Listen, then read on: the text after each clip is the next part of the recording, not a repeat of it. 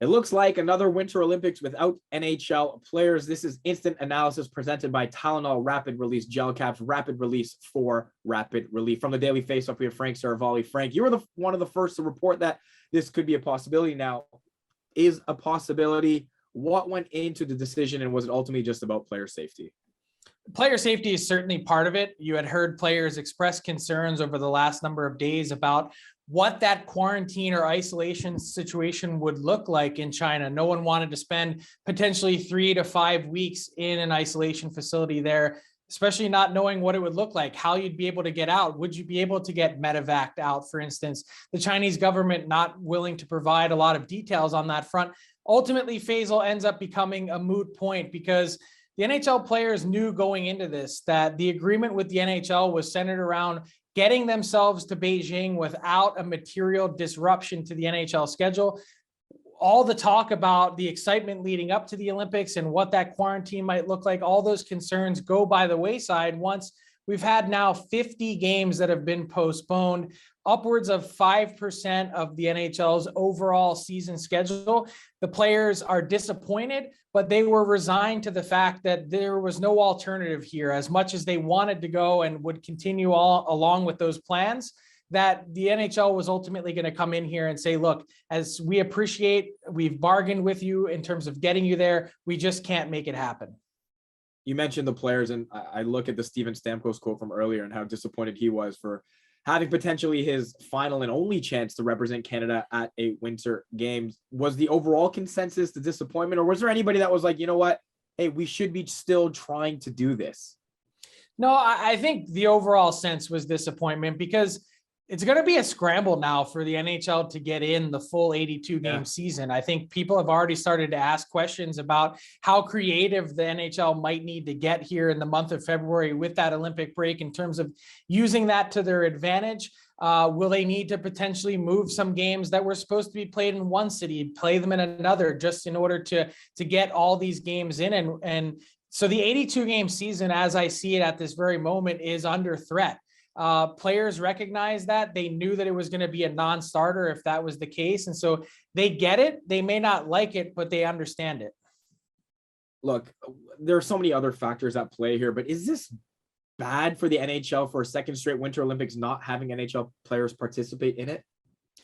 I think it ultimately is bad for the game. I know the NHL looks at this and they say, hey, we've studied the impact of the Olympics in the past. We realize that there's not anything that we can point to in our spreadsheets or in our bottom line that say, hey, there's meaningful revenue that's coming in for the NHL. But I think just for the game as a whole, when you see the 2002 Winter Olympics, even going back in time to the 1980 Winter Olympics, how many kids started playing hockey that got interested in hockey because of those Olympic Games? Certainly south of the border here in the US, I think they're missing a major mark in terms of not having their players at the Olympics for the second straight Olympiad.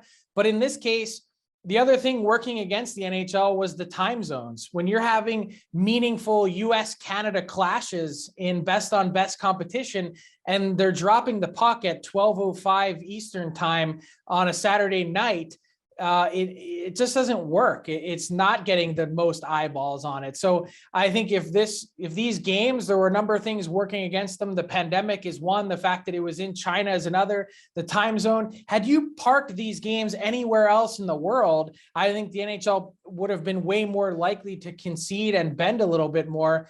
But given all these things that have added up, it just wasn't possible. Look, I know you're the hockey guy, you're not the Olympic guy, but do you see any possibility where these Olympics, much like the previous summer ones, were pushed a year given what's been going on, or given the advancements we've had with vaccines and how to deal with outbreaks? Do you think these games are still a go, thus not allowing these NHL players to participate in any way? Well, Faisal, going back to early December, it was the Beijing organizing committee that was basically saying out loud, no chance that these games are going to be postponed. The world's been flipped on its head in the last couple of weeks again with this Omicron variant. It's changed the way of life in the NHL temporarily for the time being. You hear NBA Commissioner Adam Silver speaking about it, saying, look, this variant, this virus isn't going anywhere. We need to learn to live with it better. The NHL is trying to cope as best as it can. I can only tell you this.